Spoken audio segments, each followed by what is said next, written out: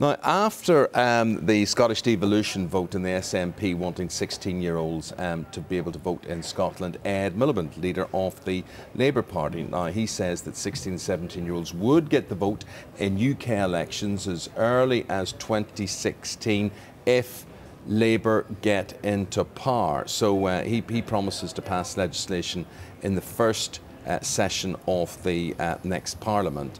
And we've got with us now Larissa Kennedy, who is 16, and Jordan Keaney, who is 18, with their views on this. Larissa, first of all, what do you think?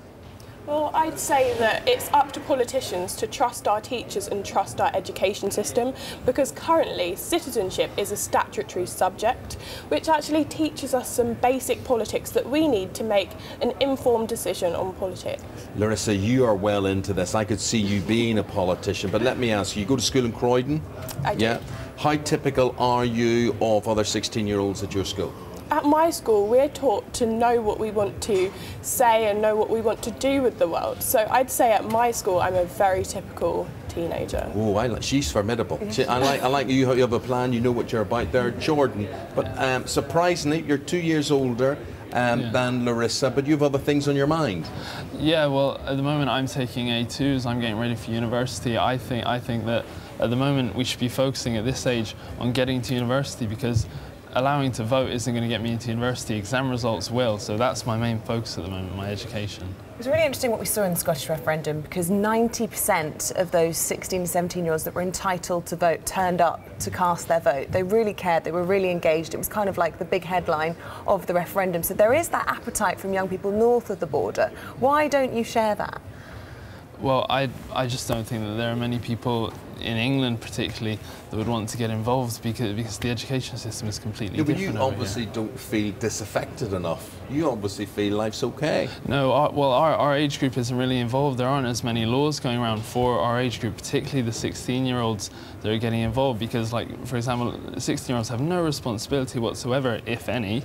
They don't have a mortgage to pay, they don't have kids. Well, some might. I mean, they could be married, they could have children, they could be married to an MP. Many people are working at the age of 16. Yes, but at 16 you still need your parental consent to get married. Let's bring in a 16-year-old and see what their view of life is. So there's Jordan at 18. That's what he's saying. Nothing to do with me. I've got other things on my plate. What do you say? I'd like to combat that with the fact that many 16-year-olds are actually running campaigns and trying to get politicians to listen to their policies.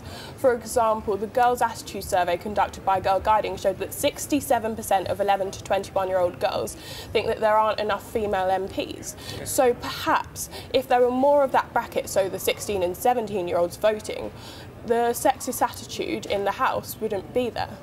Do you think that Miliband and the SNP and whatever really care about you, or do you think that they look and they say the younger you are and the more keen that you are to get involved in all of this, the more left-leaning you are likely to be, so we'll have a bit of that?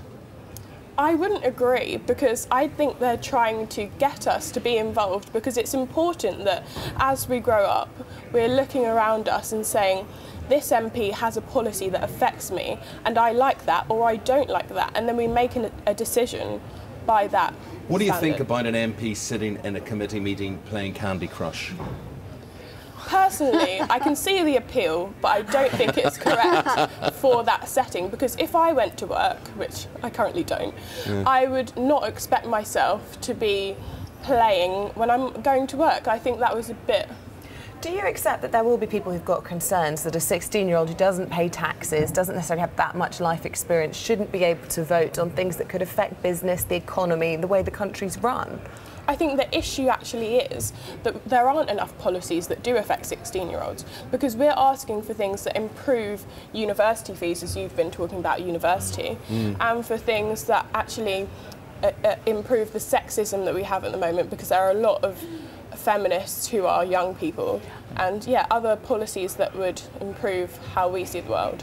As a mother who's got a 16-year-old in her house, I would say that I think 16 is way too young to get the vote. You're kind of obsessed with your GCSEs and what you're going to get. You don't know much about the politics world when you go into lower six. You're probably the exception, and maybe your year is the time when you could be offered the vote, because you're a bit more clued up and you're going to university. I would tend to disagree with that, because I thought, like, at 16 I knew everything. You know, you think you know everything and you want to change everything. And it is surprising, Jordan, that you're a bit more chilled about all of that. Well, honestly, I'd have to say I agree, because, you know, at 16, I agree. At 16, I knew very little, and I know a lot more now than I do when I was 16. But at 16, you can't, for example, you can't even apply for a phone contract on your own. So how can we expect 16-year-olds to choose the lead of our country when they can't even be trusted with a phone? Well, guys, fascinating to listen to the two. You certainly engaged me. It's always very refreshing and interesting. But will it happen? That's Larissa Kennedy and Jordan Keaney on their views on that.